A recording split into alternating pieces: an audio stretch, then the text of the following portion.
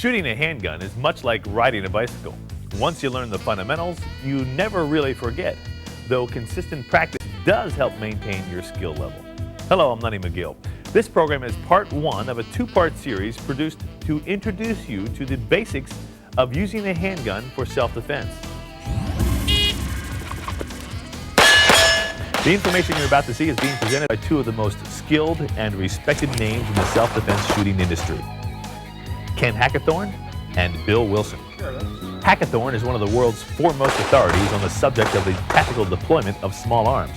He has trained U.S. military special forces, FBI and police, and anti-terrorist units. He's been involved in the tactical application of firearms for more than 25 years. Bill Wilson is the president and founder of Wilson Combat, manufacturers of high-quality custom gun parts, accessories, and complete custom guns for self-defense and competition. While his background started as a competition shooter in 1974, Wilson has devoted the past 6 years to the development and application of self-defense handguns. This is Volume 1 of Basic Handgun Use and Safety. Now, here's Ken Hackathorn.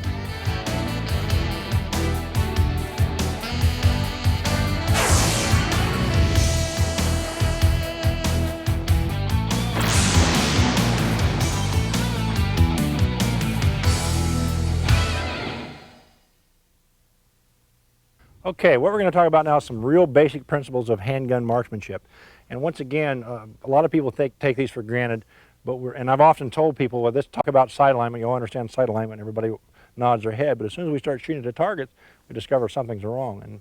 And often, as in fact, the matter is that they're not really that dialed in about sight alignment. So let's talk about some of the very basic fundamentals with a handgun. We'll spend a lot of time on them, but we'll go over them for everybody's reminder. First thing we do when we take our handgun to practice any basic principles, we take our weapon out and make sure that it's clear. And the process we're going to do is we always remove the source of ammo, which is a magazine in the pistol. Remember, once again, magazine out first with the auto-loading pistol. Put the magazine away in your pocket someplace where it's not acceptable. Then, if you're using a single-action pistol like the 1911, you disengage the safety, you make sure your finger is out of the trigger guard, make sure the weapon's pointed in a safe direction. Technique I use, I put my thumb and my forefinger support hand on the grasping groove of the slide. I roll the pistol over on its side, work the slide back, and kick cartridge in the chamber out into my hand. My thumb, at the same time I do that move, my thumb of my strong hand puts upward pressure on the slide lock and locks the slide to the rear. So now I have a pistol that's clear. I can visually inspect. There's nothing inside here, nothing in the magazine well. I'm confident the weapon is clear. So let's talk about some very basic principles with a pistol, one of which is a sight alignment. And sight alignment, in essence, we're talking about the whole scope of aligning the sights and the gun with the target. And sight alignment primarily is simply a system of making sure that your sights in the proper relation to the sight picture are all in line, and you simply bring the weapon right on target. So you have alignment, target, front sight, rear sight. Now, sight picture is different. We can actually break down sight pictures. You know, the rear sight on the pistol, for most service pistols, is nothing more than a notch. The front sight, of course, is a standard blade. What we're talking about in combat pistol shooting and self-defense shooting is we use the rear sight much like the aperture sight of a rifle, like the M16 service rifle. We look through the rear sight and focus on the front sight. What we are interested in sight picture is that the front sight is centered in a notch, it's equal in height with the rear sight, and there's an equal amount of light on each side. Well, a perfect sight picture is just exactly that. If you can imagine, we're talking about this being the rear sight, we're talking about taking the front sight and lining it up so it's perfectly in line with the rear sight. We don't want the front sight high or low or off too far to one side or the other. Perfect aligned sight pictures where they're pretty much equal height and equal amounts of light on each side. That's a sight picture. And most people understand what the sight picture is once we show you that.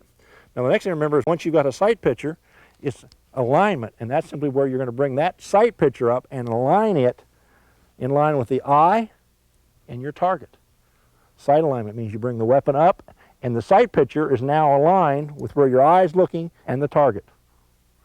For close quarters combat shooting, a lot of our techniques and a lot of our shooting techniques are done so in essence we bring the gun out and we see the target and we're actually seeing the sights, we're not looking at them. We don't have to, we're too close to worry about getting a perfect focus on the sight. So we bring the weapon out and we see the sights, we realize they're aligned with the target, and now we're ready to fire. So keep in mind, for self-defense shooting, a lot of times we're not necessarily looking at the sight, but we see it because the distances are so close. We don't have to have absolute perfect sight alignment. Okay, understand that. Sight picture, simply that the front sight and the rear sight are aligned perfectly. Equal height, equal width on each side. That's a good sight picture. Alignment is where you align the gun visually with the eye and the target. Make sure everything's the way it should be. So those two things we want to be conscious of. Now, one of the things that gets people in a lot of problems, we talk about grip. Everybody says, oh yeah, just grip the weapon, grab the weapon. As we talked about earlier, and Lenny showed us in his presentation from his draw technique, his strongman technique, is he was very careful. He made sure when he gripped his weapon in the holster, he wanted to grab it so it was in line with his arm. Let me show you what can happen. If you've got a person with a small hand and a big pistol, in order to reach the trigger, some people have to slide their hand around, so they actually what we call a palm grip. They grab the weapon more to the side. Well, as you can see, this weapon is not in line with my arm. And if I present the weapon quickly under stress, we can see that my arm is lined up like so, and the pistol is going to be canted to one side. Occasionally we see people do just the opposite. They grab the pistol more like this with the thumb farther around, so when they grab the weapon, it's canted off to the left. Again, not a good thing. We want to have a holster and a presentation. Remember, the presentation should be that our hand can get a firm grip in line with the arm, and the pistol comes out right in line with our arm. That's what we want. How do we grip the weapon? Well, this is one that gets a lot of people in trouble. They can think, well, I want to grip this weapon with a certain amount of strength. Well, explaining the exact amount of strength can be difficult. I tell people, grip the weapon tight enough, firm enough that when you've got it in your hand for at least 30 seconds, you can take your hand off the weapon, and if there's checkering on the stocks or on the front strap of the pistol or something, you should be able to, if you grip that weapon, you should be able to see the impression of that checkering in your fingers or in the palm of your hand. You've gripped it that hard. If you grip the weapon real loose enough, some people say, well, don't grip it real hard, just kind of relax on it. Well, if you're shooting a service pistol or a weapon firing a generally satisfactory cartridge for self-defense, you're going to have a lot of control problems. Remember, you're supposed to control the weapon. It's not supposed to control you. So in a good, firm, solid grip, I tell people if you're going to take a bolt and a nut that's been rusted out, been out in the weather, and you're going to take a pair of pliers and get a hold of that nut and try to twist it off, how tight do you grip the pair of pliers? And the answer, of course, you know, is you're going to grip them good and tight, good snug, before you move those pair of pliers. That's the kind of grip strength we want applied to the weapon. Now, a lot of people tell me, well, I don't have much strength in my hands. Well, if you don't, then you're wise to work on getting some. You can buy the grip exercisers. A lot of things you can do. You need to increase your grip strength. If you ever shake hands with any people that are very competent, very well-known shooters, handgun shooters, even the lady shooters, you shake hands with them and you'll get a very firm handshake. That's a result of the fact that they've developed good grip strength. And the key thing to remember about grip that a lot of people don't want to actually delve on is the fact that when you grab the weapon, you should grab it in a manner that it will be capable of being fired accurately and with control with one hand. A great many people want to function their grip based upon two hands. Theory being, well, if I've got two hands in the gun, I can control it. You don't have that guarantee. In the real world, all too often you're going to be forced into a strong hand or one hand only firing technique. So you're going to make sure that however you grasp that weapon, your grip is going to be secure enough to ensure that you can control it. Now, remember, if you draw your weapon and the grip, as you grip the weapon, you end up with a low grip. And we see people who want to shoot a pistol sometimes like this, with a gap between the top of the frame and the hand. When you do that, yes, you can fire the pistol that way. The problem is it's not going to be secure in your grip. It's going to move and recoil. Every time the gun moves, so is your point of impact. So it's imperative to remember that when you grip your weapon, to grip it high, what we call choke up on it.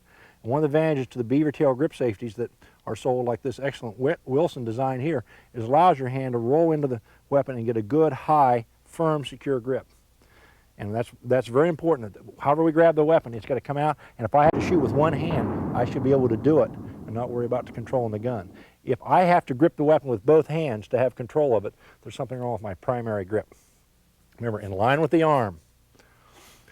Good firm pressure. This hand, the back of the hand is basically pressing forward. Back of the front fingers are pulling back. Now, when we start using two-handed grip, there's a lot of different ones, and people get really wrapped into this. Some people argue, for example, well, I should grip the weapon like so, with this open area. If I'm shooting like a 1911 pistol, I should take the heel of the left hand and fill that area so there's complete hands all the way around it and then wrap the fingers around the front. Some people like that system, or that isosceles type grip system. Some people like a grip where they grab the pistol and actually roll one thumb over top of the other. Some people like to have both thumbs wrapped over like that. It's kind of what works well for you. The one you want to be careful about, particularly on autoloader, is you do not want to grab the gun and put the thumb behind you. You do that, it's just a matter of time till that thumb is going to get either scraped or cut. And in some pistols, take like the Beretta that has an angled slide with sharp edges, put your thumb back there, you have a good chance you're going to get lacerated. And not that I care that much about your thumb getting cut, because obviously stitches will repair that. The problem is if you grab your pistol and shoot it like this in a fight, a life and death encounter, and the slide comes back, it's likely to induce a failure to feed, a malfunction. And the last thing in the world you need in a gunfight is a stoppage based upon your getting a bad grip on the weapon. So do not allow yourself to use an X grip, which used to be very popular with revolvers. Back in the revolver era, when people were shooting weapons like 357s, they got the X grip, as they called it, behind the revolver to get more control, more grip strength. Well, beware of that. Don't put your thumb there. Another grip we see, two-handed grip we see people want to use is what we call the cup and saucer. You actually want to place the hand like so and hold the pistol and fire. And it's a very accurate way to hold the pistol. I mean, you can hold the pistol very well. The problem is, as you can imagine, is when a gun goes off, it wants to come out of the hand. You have very little recoil control. So a cup and saucer is very passé. Using it today is considered kind of a mark of an amateur, holding the pistol like so. Used to be taught in the U.S. military. That was a standard two-handed grip. But today we've moved into two-handed, basically these fingers wrapping right around, almost like finger grooves in the stocks of this hand. Occasionally we see somebody who wants to wrap their support finger around the front of the trigger guard. And people say, is that okay? It's fine. I honestly don't think it does a lot of good, but if that's where you like your finger, there's nothing wrong with it. Just remember that in recoil, what typically happens after a couple of shots is the finger slips off. So I just wrap my hand right around the front. I more or less put one thumb forward and one thumb on top of it and hold the pistol with my two-handed grip like so. And once again, it's in line with my support arm, and my support hand is just exactly like that. Finger on the trigger when I'm ready to fire. That's my basic two-handed grip. My one-handed grip, strong hand grip, tends to be just the same as it would be weapon out like so. I try to lock my elbow and I try to lock my wrist.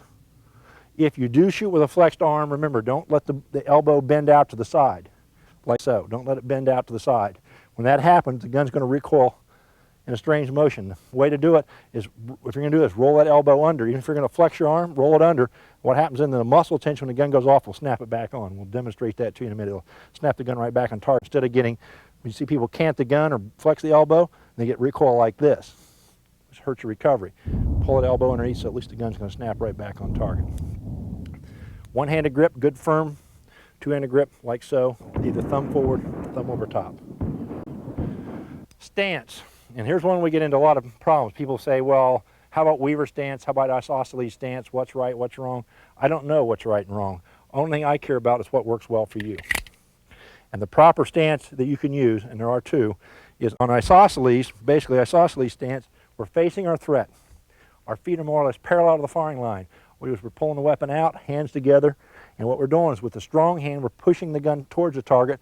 With the support hand, we're pulling back. We're still using isometric muscle tension to control the recoil of the weapon. In a Weaver stance, we're stepping forward with our non-firing foot more into a natural fighting position. Let's face it, most of you, if you're into martial arts, don't stand and say, let's fight like this. Most of you naturally line up into something more like a natural fighting position.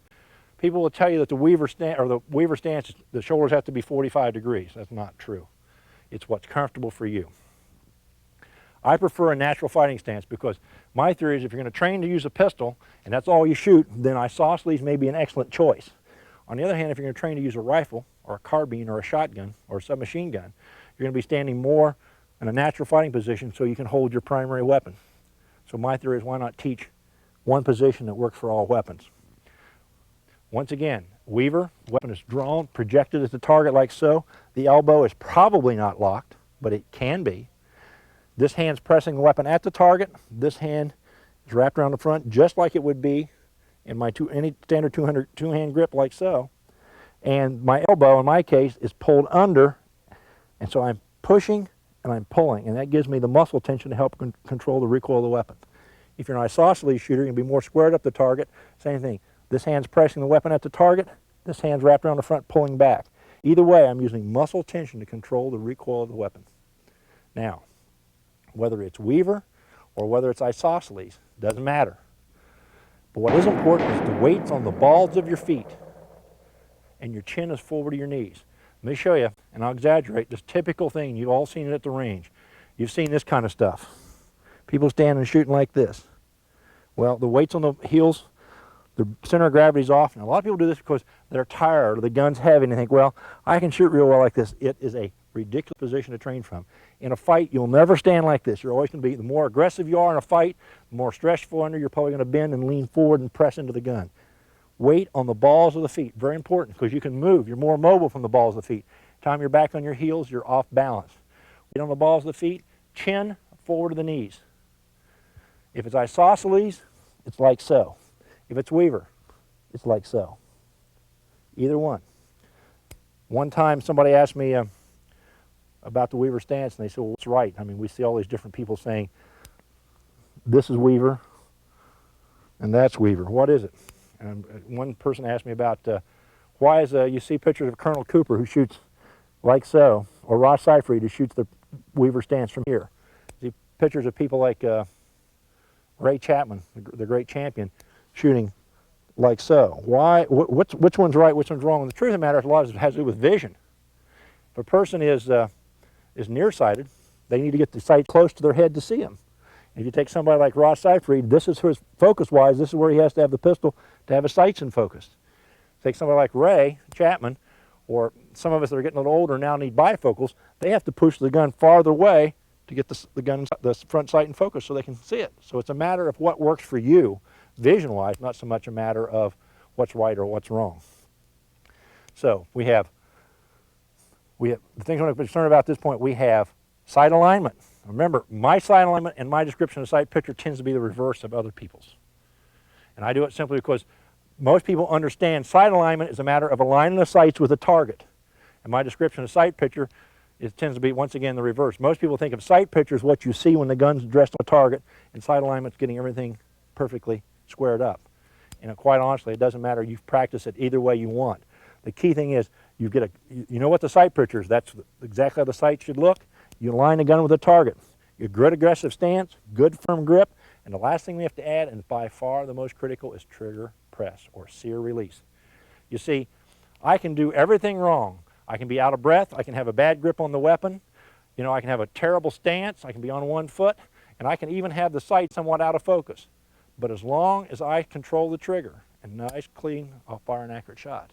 The problem is you can do everything else perfect, but if you don't control the trigger, say I want the gun to go off right now, you fire a bad shot. I'm convinced that most shooting problems, most misses, most difficulties are not the result of sights or stance or grip. It's right here. This is what we screw up. Remember my little discussion about what happens to you under stress? The first thing you suffer from, loss of fine motor skills. Trigger press. I'm trying to explain that. One of the reasons those of us that are fans of the 1911 pistol remain so, because this pistol has such an exquisite trigger. Very short take-up, and the sear release on a 1911 pistol, for most people, from the time you actually engage the take-up on the sear, and from the time the hammer falls, you're looking at a motion. For most people, it's about a 1/16 of an inch. Unlike a lot of other weapons have a lot of trigger motion, which simply means, under stress, if my weapon's pointed at this target, even if I yank the trigger, I do everything wrong, because I have to only move the trigger a very short distance and there's only about 4 pounds of pressure. Even if I jerk it, the odds are I'll still hit my target. If I take the same weapon, like I say, a heavy double action pull on a service pistol like the Beretta, which has got like an inch of motion and 12 to 16 pounds of pressure, you can imagine if I yank the trigger, I can yank the shot way off target. Versus this one, which even the yank may mean a difference between a center hit and a peripheral hit. And a heavier trigger pull may result in a complete miss or injuring the wrong person. So, trigger press. You prep your trigger, your finger comes to the face of the trigger, you get a sight picture, alignment, and a nice clean press to the rear. When we talk about trigger press, we're talking about the motion, and the best way I can explain it is taking a wedge of lemon. You've got a lobster tail or that nice plate of shrimp, and the motion and the pressure used to squeeze that lemon. It's a nice opposing squeeze, nice constant pressure, and that's what we're talking about. Not anything more than the gun comes up, you get face of the trigger, contact, press to the rear, the gun fires. Remember, press to the rear, gun fires, follow through. As you know, it's an automatic pistol, it cycles and it's ready to fire again. Trigger press is by far the biggest battle. One of the best things you can do is get yourself a coin, place it somewhere on the front of the pistol. Hopefully, we'll try that again.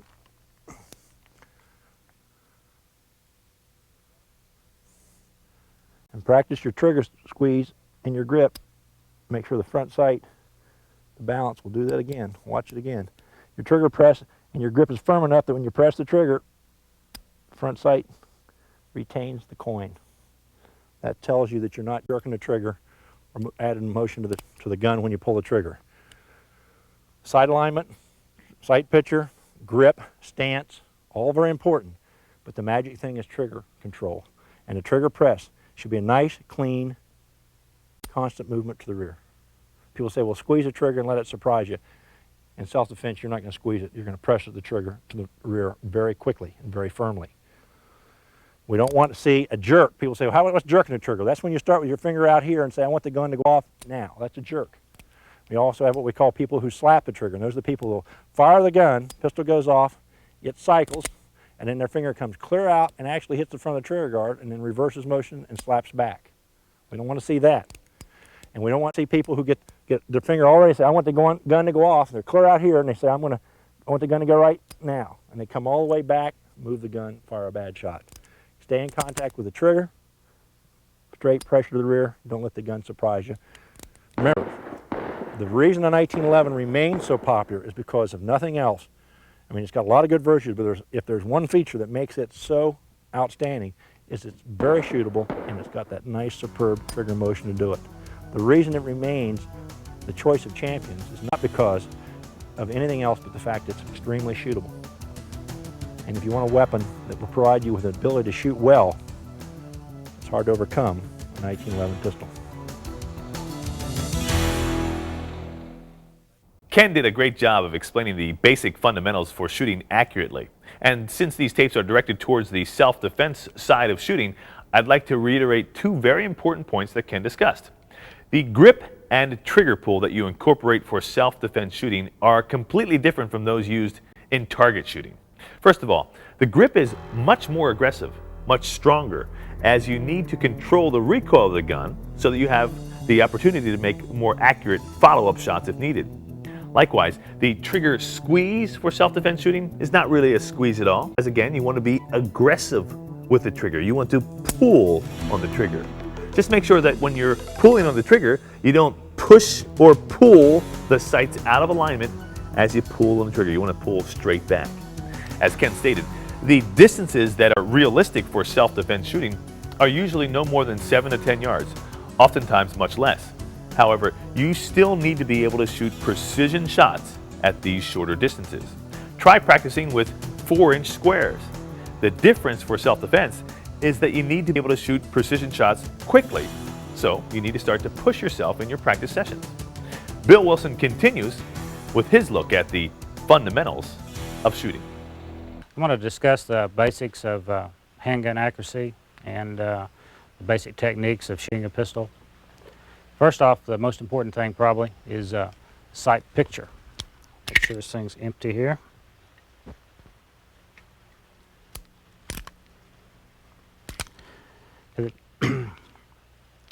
First thing to consider is your sight picture. Okay, by sight picture, what I'm referring to is the relationship of the front sight to the rear sight. We want the front sight aligned in the center of the rear notch, and the front sight needs to be level with the top of the rear notch. A good sight picture should look basically like this. This represents the rear sight. We got the front sight centered in the rear notch, level on the top. That's a proper sight picture. Then we have sight alignment. Sight alignment is the relationship of what you see with your sight picture in relation to being superposed over the area that you want to hit on the target. So basically what you have on a sight picture is this.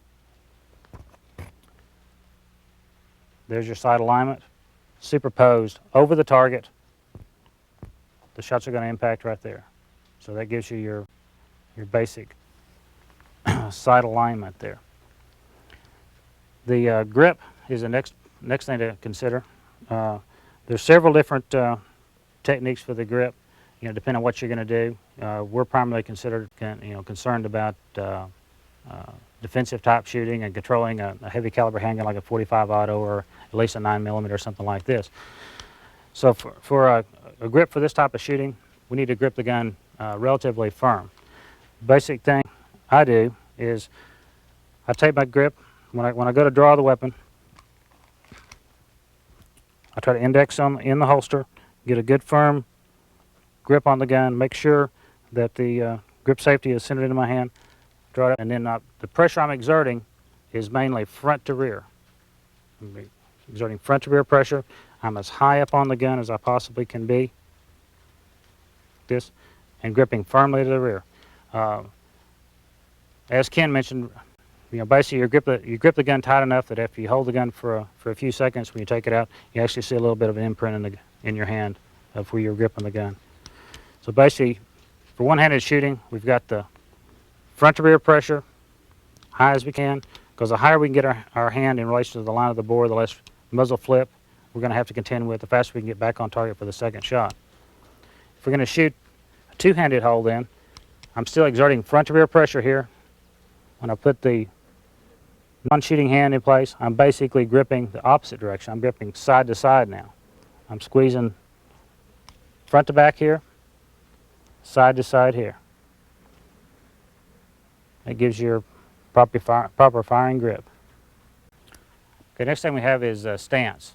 Personally, I prefer a variation of the Weaver type stance. Basically, stance I use is the left foot forward, right foot's a little bit farther back, toe turned outward, something like this. And the weight is on the balls of my feet. Basically the majority of my weight is forward. So that way, as I fire, I'm leaning into the recoil. That way, so as the gun fires, I don't have a tendency to want to kick back like this. I'm actually leaning into the recoil, something like this. Another advantage of this type of stance is I'm able to sweep the other targets, real easy. And just top half of my body can just operate like a gun turret on a tank and go up to whatever area I need to be. In an actual gunfight situation, though, you're probably not going to be able to take your ideal stance. So you should do lots of practice shooting from awkward stances, and learn to get by with whatever position you have to be in. Because while this is the ideal stance to give you the most controllability and the most mobility, you may end up being in a very awkward position, having to lean around an obstacle like this or something. And so you should practice as many different techniques as you possibly can. Okay, next we'll go to the trigger press. Trigger pull, trigger squeeze. Most people refer to it as a trigger press. And that's basically the action of discharging the firearm. And in rapid fire shooting like we do for IPSC style shooting and for self-defense shooting, we don't have the luxury of a slow, deliberate squeeze on the target. We actually have to speed that action up considerably. And so the object of the game here is to discharge the firearm with minimal disturbance of the sight picture and sight alignment. We get the sight picture, align that sight picture on the target, and we press directly to the rear until the gun fires, and we follow through. We go ahead and hold that sight picture after through recoil and recover back and try to regain the exact same sight picture we had before. So basically on the trigger press, we must pull straight back, smooth, even motion, and make sure the front sight is never disturbed. You need to do lots of dry firing. This dry firing I found is the best way to learn to control your trigger and get to where every time the gun fires, there is no disturbance whatsoever in your sight picture. The front sight should not move at all when you press that trigger. What you don't want to do is jerk the trigger. You can do everything else right. You can have a perfect sight picture. Everything looks great. And you get up there and you jerk the trigger, the shot's going to be no good. Where you get up there and you get all ready to go and you heel into it, the shot's going to be no good. You just got to get the good grip, get your good sight picture, and just press the trigger smooth with no disturbance. There's no disturbance. The sight picture that your eye saw when the gun went off, that's exactly where the shot's going to go.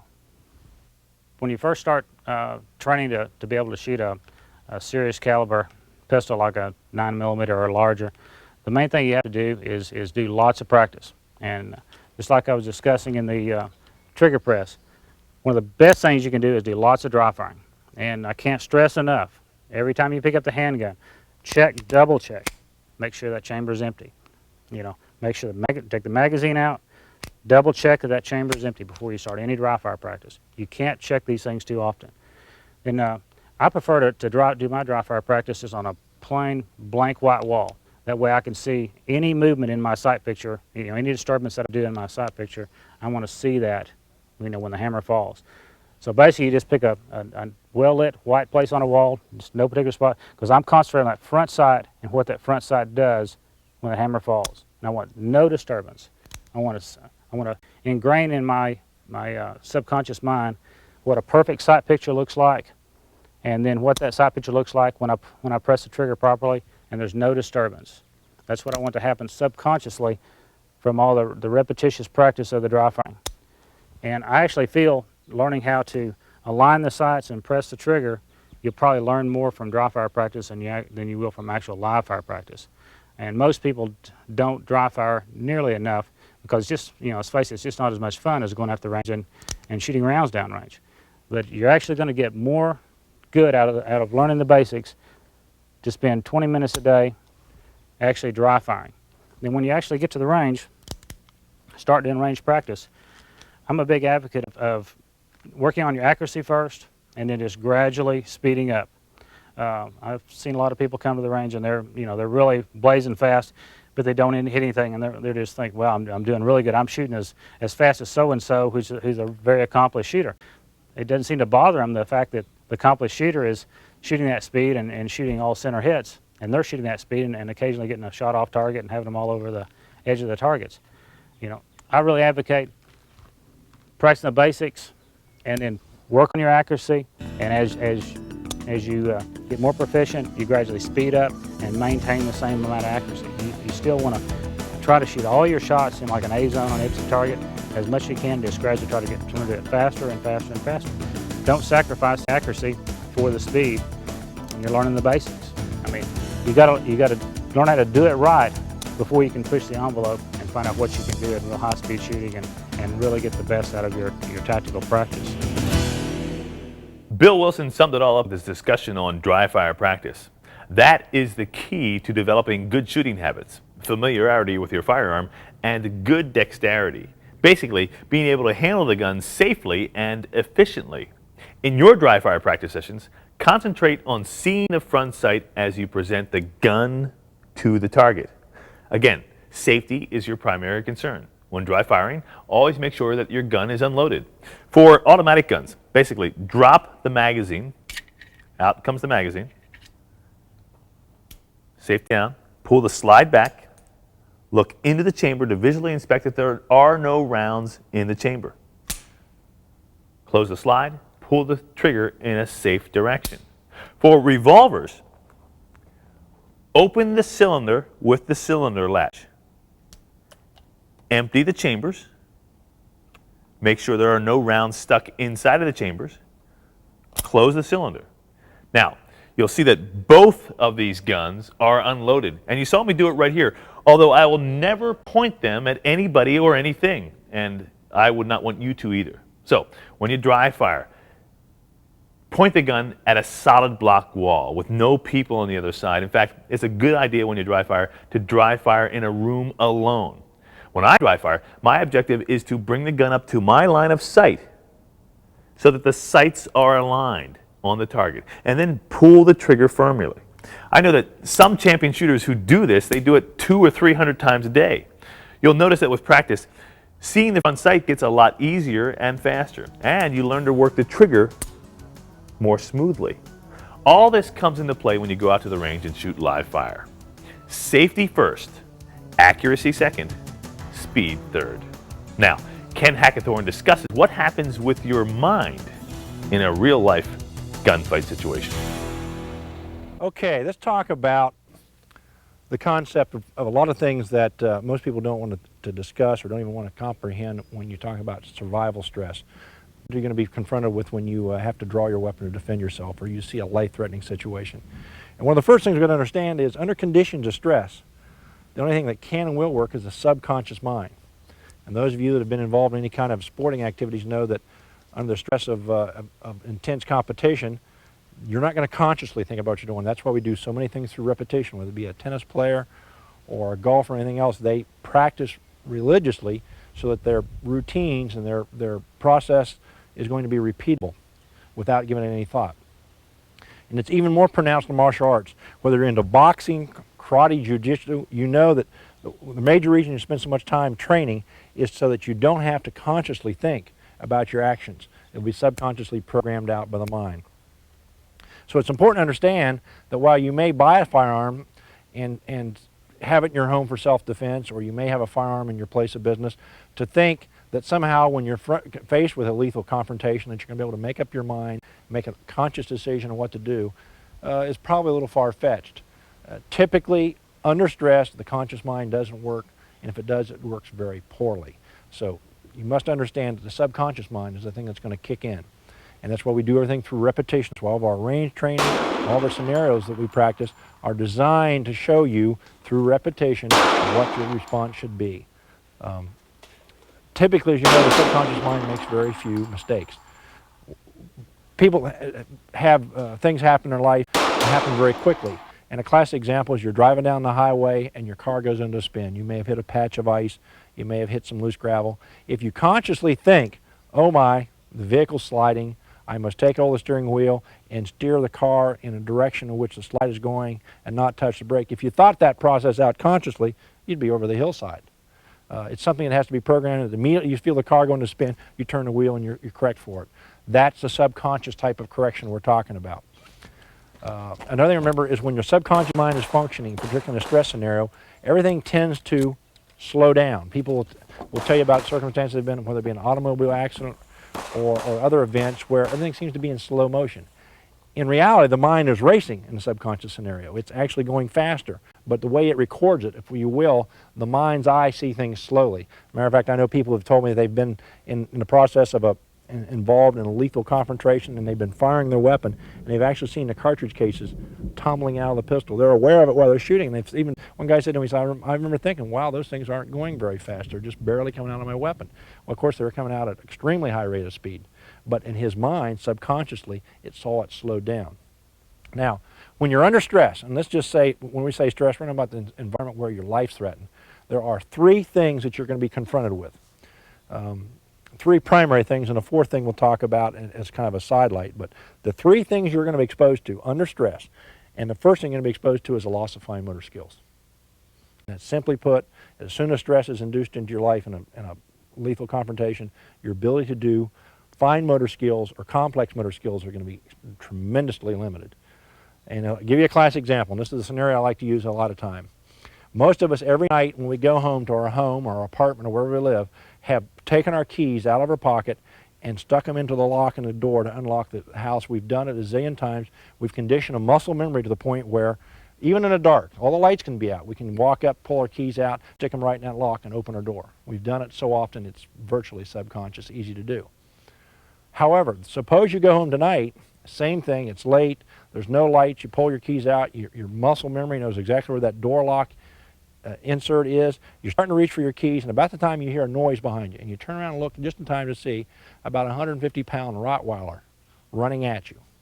Now, what do you think the chances are that those keys are going to go into the door in one smooth motion? And then, of course, you know what's going to happen, and that's because of that instantaneous loss of fine motor skills as soon as you're stressed. Remember, fine motor skills degradation doesn't come about just over a period of seconds. It happens instantly. And the greater the stress, generally speaking, the higher you'll see a degrading of your fine motor skill ability. So one of the things we teach a lot and we talk about in our firearms training is firearms manipulation techniques that basically can be done via gross motor skills. You don't want a lot of fine skills. Simple things like reloading a weapon. You know, when we talk about later on about weapon modifications, people often tell me, well, you don't really need a bevel magazine well in your pistol. Well, the problem is, and I've even got one with a Wilson extended mag well on it, and people say, well, you don't really need that. You're right. In a conscious environment, in a relaxed environment, I have no problems getting the magazine in my weapon. It's very simple. However, what happens when I've got to reload my weapon, maybe nobody's even shooting at me, but somebody has, or my life's threatened? Once the loss of fine motor skills come into place, now the ability to line that magazine up with the butt of the weapon, insert it, can become a real issue. Hence, a bevel magazine well, or even one of these enlarged mag wells, can at that point be an asset to help me get that thing reloaded. Remember, one of the virtues of the auto-loading pistol is it's easier to reload under stress.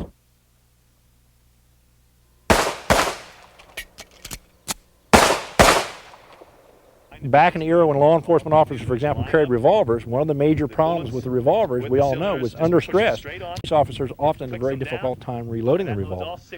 And they found out that manipulating those little 38 special shells or 357 rounds into those charge holes of the revolver under stress was an extremely difficult thing to do. And that's one of the things that made the auto-loading pistol look so glamorous. It was so easy to reload them and keep them charged under stress. So, first thing we're going to deal with and be aware of is a loss of fine motor skills. It was going to plague everybody. Some people find that they're absolutely all thumbs, they can't do anything. Other people find at least some degradation of their manipulation skills. The second thing we're going to be concerned with is going to be tunnel vision. And simply put, the way we're designed, the way we're put on this earth by our Creator, is that under stress, we tend to focus all of our attention span on the problem. If that happens to be a lethal confrontation, we tend to focus, and what happens actually, the focusing of our eyes will close in to the point where we're only going to see that thing that we think is critical to our survival. And it's part of a survival process that's been with us for 1,000 years. It can be very good because what it does is allows us to focus all of our attention on the problem. The downside, of course, is when you suffer from tunnel vision, is you tend to only see what's right in front of you, what you perceive to be the problem. And you don't tend to see what's happening off to your side or slightly out of your frame. If you can imagine, it's almost like in normal conditions, you've almost got a 180-degree vision, utilizing your peripheral vision. Once you're faced with a threat scenario, what happens, you can imagine, it's almost like a shutter on a camera. Typically, it closes down to the point where you only see what's right in front of your face. Now, when we do our training, and if you've seen some of the other drills we talk about, once you finish your neutralizing your target or covering your zone, to always clear it, we tell you to move your weapon right and left, move your head with it to clear your zone. That's a means of defeating the problem with tunnel vision. We actually want you to move and look and make sure there's no problem around before you lower your weapon or before you recover. So remember, tunnel vision is a problem, and it's something you're going to have to deal with. In that line, one of the things we typically see taught, regardless of whether you're have been taught in the private sector schools, some of the excellent ones like Gunsight or Smith's Thunder Ranch, or you've been a product of the military or law enforcement, one of the things we're always taught is you identify the most immediate threat, and that's the threat you deal with first. And a classic example was you've got a guy at 15 yards with a knife and a guy with a handgun at, say, 7 yards. Which target should you deal with first? Well, the school answer, of course, is the guy with a handgun is more threat than a guy with a knife 15 yards away. Well, the real life scenario is you tend to deal with the target you see first. That's the fact. You simply, if you move around a corner and you see a target and it's 15 yards away, the first one you see is the one you're going to tend to deal with. So remember, part of your problem, once you deal with any threat or any zone, is keep your head moving, move it with the gun, and clear your sector to make sure there's nothing left. The third thing you're going to have to deal with is auditory exclusion. And simply put, that means you don't hear real well under stress. And that varies from person to person and circumstance to circumstance. But you can virtually have, and a lot of people have been in a real excitable situation. First off, if you've ever done any big game hunting or deer hunting, the first deer hunt, most people will tell you they don't even remember, hardly hear the rifle going off. And what happens is under stress is the sensory system just seems to shut down and you don't hear noises. You can be in a gunfight without ear protection and the gun doesn't even sound like it's going off. Now after it's over with, your ears may be ringing. But at the time, you won't hear it. You can have somebody yelling at you from just a few yards away, get down, get behind cover, look out, he's coming around, and you don't hear it. And that's part of that process of auditory exclusion. It's designed, when our Creator created us, was that so we wouldn't be bothered or disturbed by these other things we hear. We can basically channel all of our response through our focus, through our vision. So auditory exclusion, you must understand, exists, and you must be aware if you're counting on a lot of visual aids, you're not going to get them. Now, so once again, key things to remember under stress: loss of fine motor skills, tunnel vision, auditory exclusion. Those three things you're going to deal with. Now there's one other factor I will remind you about under stress.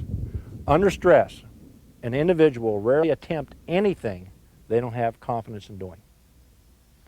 If you have to make a shot at a long distance and you know for a fact that you're just not a very good pistol shot, all of a sudden you're confronted with a shot at somebody at 50 yards, the odds of you having any confidence in making that shot is pretty low. As a result, you probably won't attempt it.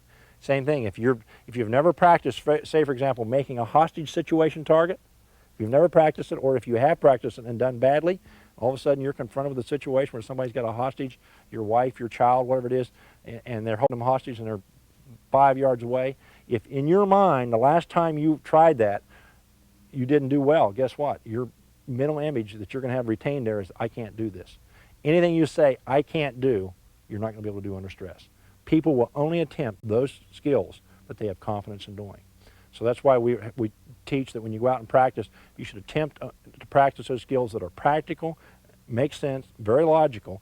Don't practice trying to shoot tiny groups at 25 yards when you can't shoot them at 5.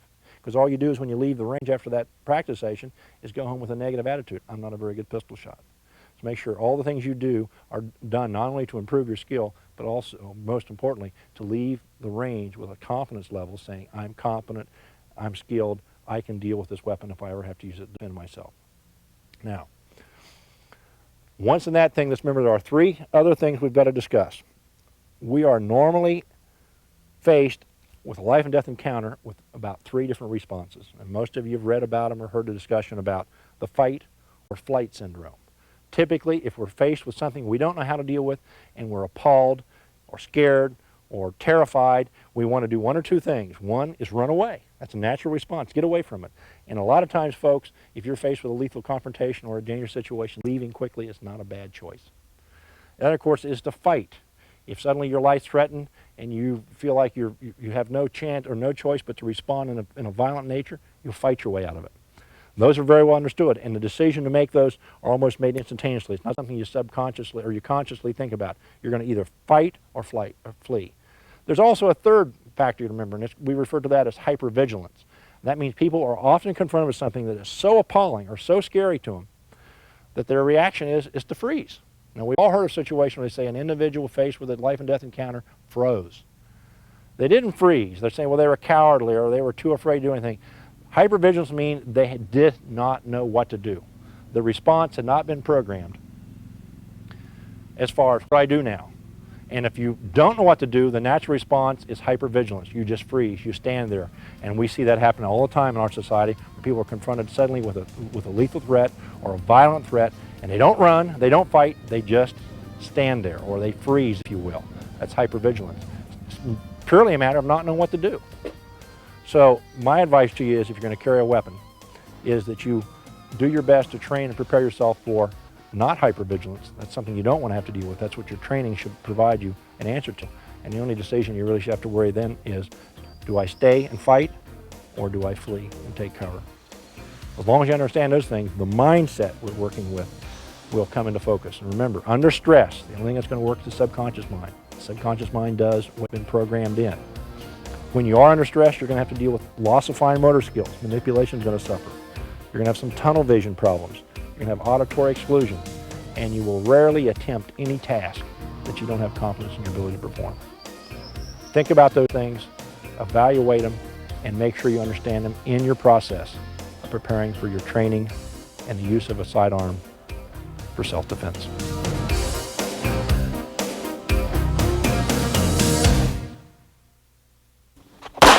Bill Wilson, Ken Hackathorn, and Lenny McGill Productions have teamed together to produce the most informative, technically correct approach to modern defensive pistol tactics and shooting techniques ever released on videotape.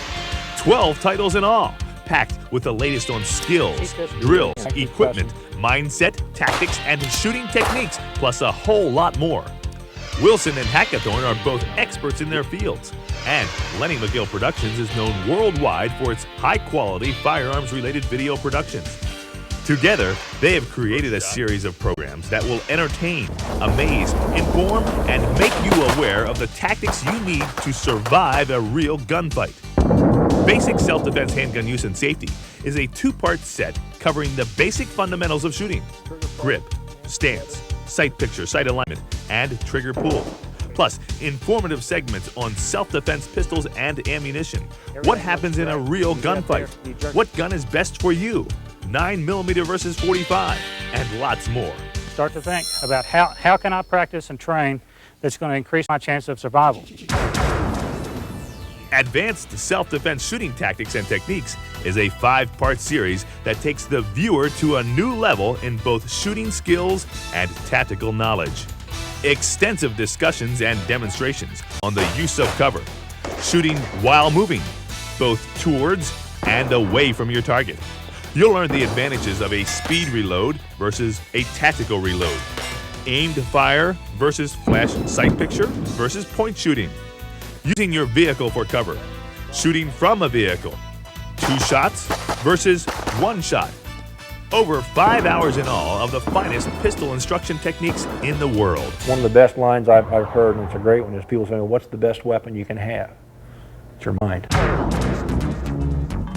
Combat Ready Self-Defense Shooting Practice Drills is the first program ever that takes you into the practice routines of 2 of the finest pistol shooters in the world. Bill Wilson and Ken Hackathorn share 20 years of experience as they show you how to practice like a pro and increase your skill level faster and easier. You seeing both the front post? Oh yeah, on that kind of a shot, I'm getting a true sight picture. And you're seeing the both front and rear sight? Oh yeah, front and rear sight, good alignment, you know, really paying attention to the front sight. Actually, just like I would be taking a 25-yard precision shot. Nightmaster, low-light shooting and flashlight techniques, is an up-to-date look at the equipment and tactics needed to successfully utilize a handheld light source in an armed encounter. Wilson and Hackathorn demonstrate the latest flashlights, their advantages and disadvantages, and how to use them for your tactical advantage. Indoors, sometimes you can't move a big distance, but if you're here and you're illuminated and all of a sudden you see a threat, 1 step to the right, 1 step to the left, either way, to get out of that zone where the incoming fire may be returned to. House Clearing and Cornering Tactics and Techniques is a 75-minute program that shows you how to enter a house or room and increase your chance for survival. Plus, you'll learn how to maintain cover, why to stay out of the fatal funnel, how to look for and avoid telegraphing target indicators, and the importance of maintaining distance from walls and cover. Plus, a very graphic demonstration of cover versus concealment as Wilson and Hackathorn shoot through ordinary walls and cinder blocks. So unlike the normal indoor walls, sheetrock walls, which in reality are just concealment, concrete blocks, in fact, provide very good cover. Practical Concealed Carry is a 90-minute program that shows the basics of concealed carry, how to fit a holster to your body, over 6 different methods of carry, live fire drills, pocket holsters, safety, and lots more. The virtue of the fanny pack is that if you're in that proverbial summer evening going out for dinner and you're just wearing a pair of shorts and a polo short or a t-shirt, the fanny pack gives you a means of carrying a little bit more substantial firearm and having it readily available. Building the ultimate 1911 self-defense handgun is designed to save you time and money. The master gunsmiths of Wilson's Combat demonstrate advanced gunsmithing techniques as Bill Wilson and Ken Hackathorn discuss what are the most practical and necessary custom procedures for your 1911 handgun.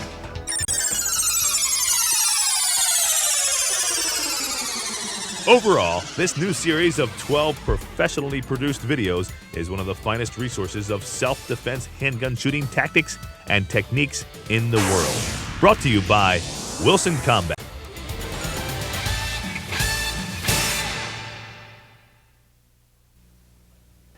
If you would like to get involved in an exciting new shooting sport where you can use your practical carry gear, shoot realistic scenarios in a competition environment, and meet other shooters interested in defensive pistol skills, you need to check out the International Defensive Pistol Association, IDPA. They're forming clubs all over the country and in some foreign countries as well. They can be contacted at IDPA, P.O. Box 639 in Berryville, Arkansas. The zip code is 72616-0639. Their email address is idpa.org@yournet.com or visit their website at www.idpa.com. Bill Wilson and Ken Hackathorn are 2 of the directors of this new exciting organization, so you know it will be practical. If you'd like to improve your defensive pistol skills, get involved today.